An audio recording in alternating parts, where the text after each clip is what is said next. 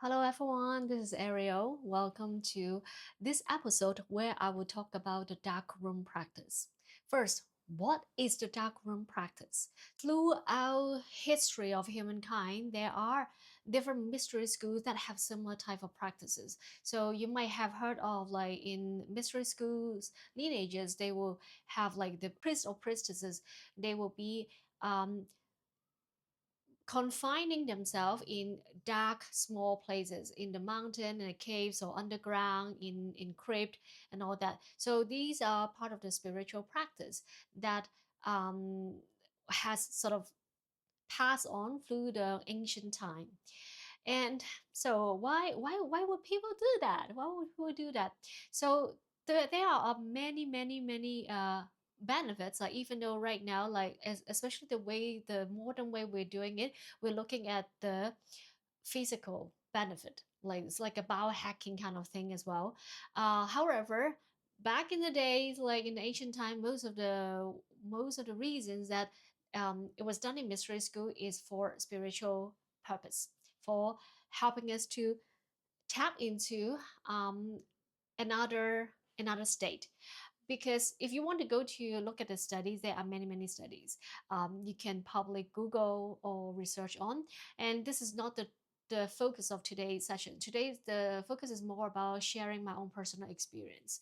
But I knew that there have been a lot of research about like when we are, because technically like the in a gist, when our eyes, like, so dark room practice, literally you will be in the dark, you'll be in the dark. So back in the days, as a priestess or priest, you will be in a confined environment, probably very likely with no food, and in a cave that was in complete darkness. And whether you will survive, it's questionable. And there will be no food.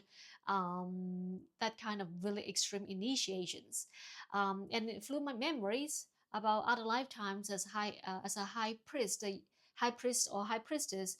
I would be in mountains, like inside the mountains, especially in Glastonbury. That was one of the incarnation I remember. That we will have this kind of spiritual practice inside the mountain. There are particular chambers that facilitate this kind of trainings, and there are different stages of initiation.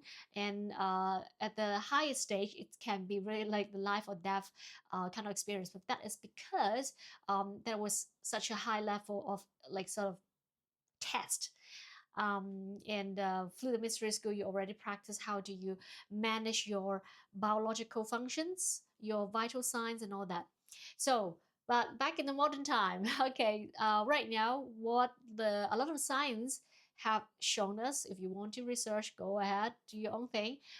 There is a lot of benefits about when we're depriving our our eyes to receive light. When it's just like when you are sleeping, right? Your eyes, you close, and it was said that like mostly you will sleep better when it is actually complete darkness, like literally your eyes don't receive any light. Because as soon as your eyeballs receive the light particles, or like visible light, or of course there are invisible light around, but the visible light interact with your optic fibers, your senses, will trigger something within your brain. So the practice of dark room or complete darkness is that you deprive in a sustainable time, so not just about like 12 hours, but in a sustainable time, long time. Then your it actually change your brain chemistry in some way. So, and it can first there are different stages of how your pineal gland, I think it's either your pineal gland or your pituitary gland, or whichever gland that will produce melatonin. So because you feel like it's at night, you will be sleeping. So that's usually the first stage that I know of, or there may be other chemical processes as well. But that's the main thing, like you start to produce melatonin, and then later on, as you prolong your darkness journey, um, then it will produce others conscious altering chemicals from your own brain. So it's not something that you take, like say if you do a plant medicine journey, you take and then it create those substances. It's through your own, like simply because there is no light, and then your brain has to adjust and create particular psychedelic. I think it's the 5-MeO-DMT. That's what they were talking about.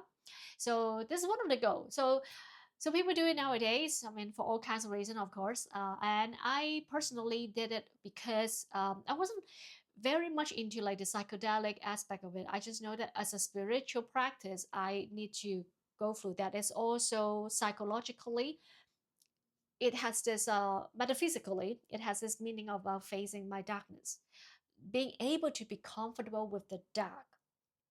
So yeah, that was my background, and I was going through that 2 years of my journey. I was guided by councils of light to go on to a lot of sacred sites, to pick up a lot of codes about golden ages, like that I, my other version of myself in other lifetimes, higher selves have left for me to pick up.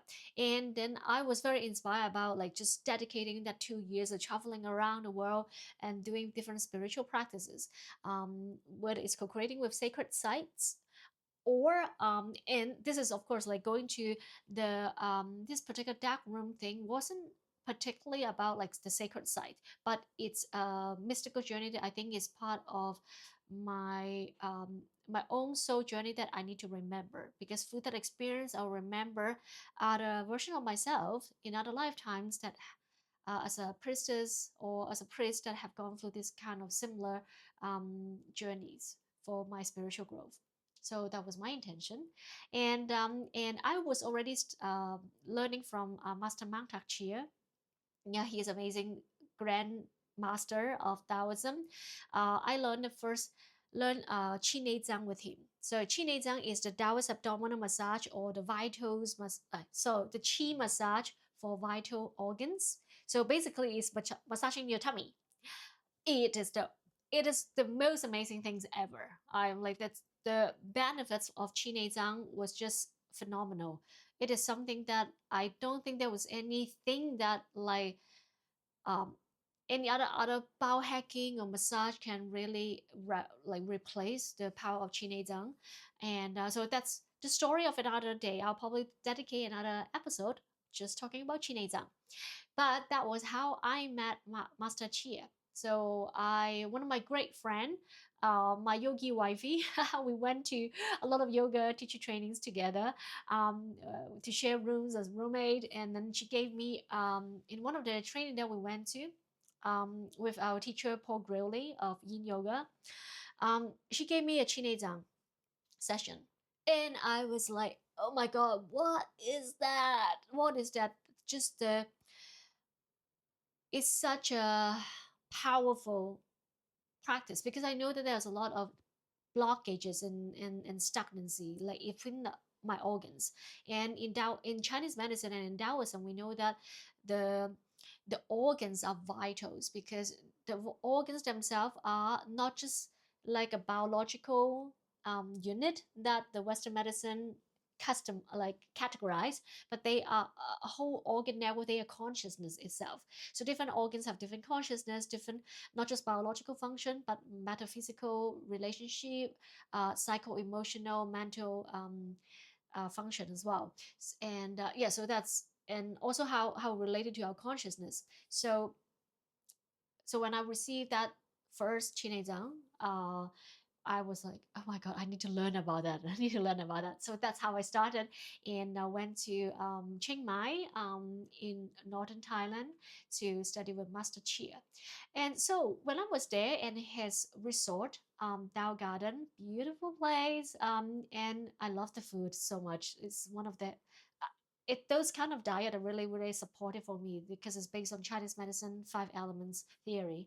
And I saw they have this thing called dark room. That was when I first time, that was many years ago, that I first heard of, oh, dark room thing. That's like people just stay in that building, for total darkness, and doing spiritual practice, doing Taoist practice. So yeah, so that was how it came into my field. And then fast forward a few years later, and then like there was COVID, and then another thing, and then when the after COVID, when the world reopened again, when I was on my 2 years of like sort of vision quest, traveling around the world, doing sacred sites and sacred practices, so I felt like okay, now it's time for me to try that. So I went to northern Thailand to start to to do the 5 days dark room. Okay.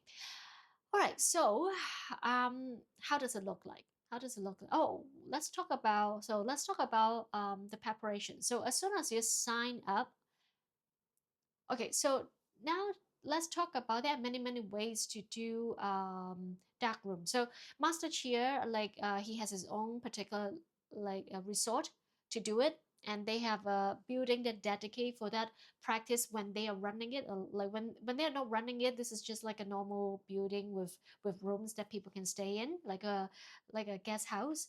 But when the dark room retreat happens, they will block out everything like make a lot of like physical arrangement to keep this as a total darkness. So that's one way to do it. That was the way that I chose the first time because I also wanted to explore ways to I simply want to know like how they did it. And then but through my research about looking at other locations, other ways of doing it, I also found that I know someone that have done dark room in Bali, for example, and there are places in France, in Italy, in Mexico, like people creating their own versions of dark room. So feel free to like and I'm sure there are many more popping up now. So yeah, if you're curious, do your research, find out how they do it. And it's but back then through my research, it was mostly private, which actually if I were to do it again, I personally would go for private, like just by myself in my own room, someone take care of the food, and I just have the place one room by myself. Okay, so now back to the experience that I did have with Master Chia. So of course, as soon as we sign up, like, cause everything about the Healing Tao system, which is the brand of Master Chia, is very well organized. Like, he's amazing. Like I'm amazed. Like he is still so vibrant. At I think he's 80s now. Like he's either 80 or in his 80s, and he is like still teaching. Oh my God, he's like a real master. Like the amount of energy he has. I'm half his age, but I definitely not even half of his energy level. So he so everything is very organized. As soon as you sign up, then you know exactly what to expect. Like there's preparation list about okay, how, of course, the logistic, how it will look like, you know, what kind of preparation you have to have. And there's also online version. You can, instead of going all the way to Chiang Mai, you can also do it online. They guide you how to prepare your place, stuff like that. And I did have, like, when I was in a spiritual lineage, sorry, in my spiritual lineage, because it's a yoga lineage as well. Um, the founder of that spiritual yoga also have done her own version of in her own room, in her own place, in her own home, her own version of dark room. Actually, that is the first time. That was actually the first time dark room practice came into my field. Yep, yep. Before Chinezang, I think, or maybe similar. So back then, I already knew that this is something that I would want to explore because I think there was a lot of um, importance and things I can learn and yeah uncovered and activate and open up through just being in pure darkness. So yeah, that's a little bit of I just remember it was not in my consciousness for so long already. That particular piece of information. Okay, so as soon as you sign up, so you already know all this information, whether you're doing it at your own home or in Tao Garden, and you and of course a lot of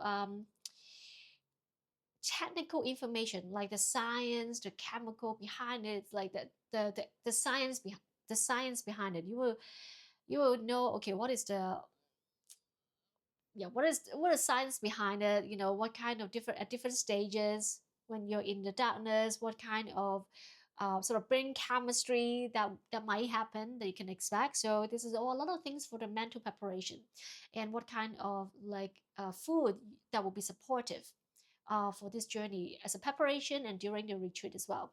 And in the retreat, of course, at my, because I was in person retreat, right? So all the food was taken care of.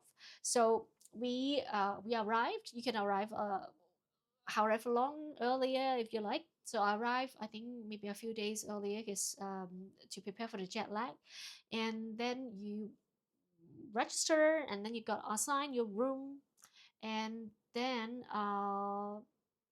so because I arrived earlier, so I was staying at that other room, not in the dark room. Now there are different length of the dark room. So in Tao Garden, back then I don't know if they have any change, but I think I look at it briefly. I don't think they have changes, but the way they do it is there are maximum you can do for 4 weeks. So the minimum is 1 week, and then another week, and another week, and then each week there are different spiritual practice. So maximum is 4 weeks or 5 weeks. So different spiritual practice that interwoven into that particular week. I personally I would like to do actually longer than 1 week. 1 week is actually 5 full days, because the beginning and end is sort of like the logistic. You are checking in. Of course, when you check in, is there is light, so you know exactly where is your bed, and how do you prepare for it, right? So it's very interesting experience. So I'm happy to share. Okay, so all right, when the dark room retreat start, right, you it's still bright, but you already see that they have like prepared something that like to activate the darkness, as in covering other stuff. So you find your room, you find your roommate, either you're sharing with someone, or you are in your own private room. Um, and then you find out, so a few things that I did, right? First, you have to find out, measure out um, where you put different things. Because imagine you were in total darkness. So it's a lot of preparation, like the logistic. Okay, where am I going to put my stuff?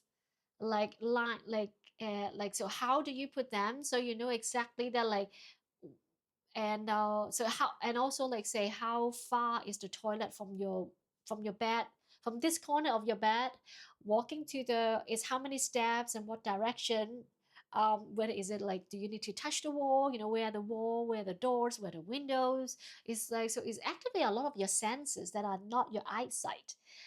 It's amazing because a part of the like brain chemistry and the spiritual experience that you might have is to activate other of your senses. Because literally, like, you would take shower with no light, you go to toilet, whether you're number one or number two, with no light.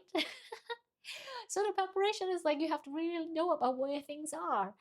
So that's the organization, right? You organize everything as fast as you can, because I thought I was like nailed it, but of course when the lights switch off, I still struggle. And then I knew that, okay, next time I will do it better. Next time, instead of just putting things vertical, I will actually have basket. I will have basket, so things stay in basket, and it doesn't go spread everywhere. It doesn't drop from the table, for example. And I will bring my socks for last time I didn't. It was a bit cold. Yeah, for my feet. So yeah, so little things like you know how to prepare, and you measure out. You know, you activate your senses. Especially the tactile, like working with your hands and your feelings. Then also another thing, that the trickier thing is that, because all the spiritual practices, the morning qigong, the evening Tao Yin practices, and your diet and your meals are all happening at the main hall. So the building are a few stories high, like I think 2 stories high, so the three floors. I think I was in the middle, or maybe only two, I don't remember. So you actually have to walk up and down through the darkness, to the hall, unless you stay on the ground floor. And then I think there were 120 mats. Like there were, I think, probably 120 people, 120 mats. They all lie in rows. So you have to find your way to your mat too, right? So this all that was the most challenging part. Like I thought that I measure it right, if I turn this direction when I get to the ground floor, then when I walk this and if I touch the, they also have set up a lot of things like so that you tactilely you can sense where you are. Like say there are balloons here and there are like say plastic thing here, so you know where you sort of are as much as you can, and trigger of course a lot of anxiety when I couldn't find my own mat and I'm just keep kicking into people or like falling into people's mat. It's kind of interesting. And like totally lost. I think the first 1 or 2 days I was like so lost completely on the other side of the hall. And then but there are helpers, like there are helpers that with their what's that, like the night vision goggles, like to guide you into, like you have to tell them where you are actually, yeah, guide them to places and occasions. And then you get your food, right? And the food can also cater to your needs as well. The food is very simple, like so all these like were already briefed, you were briefed it before the light turned off. Before the light turned off, you were in the grand hall with Master Chia. He went through all the procedure of the next few days, like what are you going to eat. So you know exactly what is in your meal, like for each meal, and then so you know what you're eating, and the benefits of the things that you eat. Um, so yeah, that was the technical logistic thing. In Florida, like so, I only went there. I mean, of course, like there are so many things you can learn and practice with Master Chia. However, my intention back then was to just be in the darkness and do my own practice. So and then I find it also because I'm sharing a room with someone, which it's great, another person. But then at the same time, I felt like I actually wanted to be a very private experience. So I think towards the end, like more the last couple of days, instead of going down for doing the practice, I just stay in my own room and do my own thing, because I just want to be in my own journey rather than going up and down and being with a lot of people and practicing the Taoist practice as well. But I mean, of course, if that is what you learn, this is so valuable. Go learn it. But I was on a different agenda, and yeah, so that was great. So that was how, and then interestingly, you can even still book your massage. The bonus is like, because in the Tao Garden, one of the amazing thing, like I should get referral fee from them. One of the amazing thing in Tao Garden is that they have amazing massages, especially the Qigong that I talk about. They have like different massages you can book. So the practitioner, during the free time, the practitioner will come and provide you the massage that you book. And I book a few Qigong session, and they come with the night vision goggle, like, and to do Qigong for you. Ah, that's amazing. Of course, in your own room. And so, okay, maybe you are curious about, right?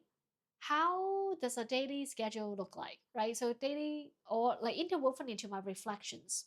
Okay, here's the reflections part. Because daily, there's really nothing much for you to do. You learn to be so comfortable at doing nothing. Yes, we have certain schedule, like say you have the meal schedule, you have the practices schedule. Then during the day, you have like hours of just nothing, and you're not supposed to like talk to people. I mean, you can whisper, but it's supposed to be in your own practice, not public, not a group practice, but your own practice. So there are actually a lot of days, sorry, there are actually a lot of hours, sorry, there are actually a lot of hours that you just do nothing, and there's nothing to distract you. You just have to be with your own thought, be with your own presence, be with the darkness. Imagine that.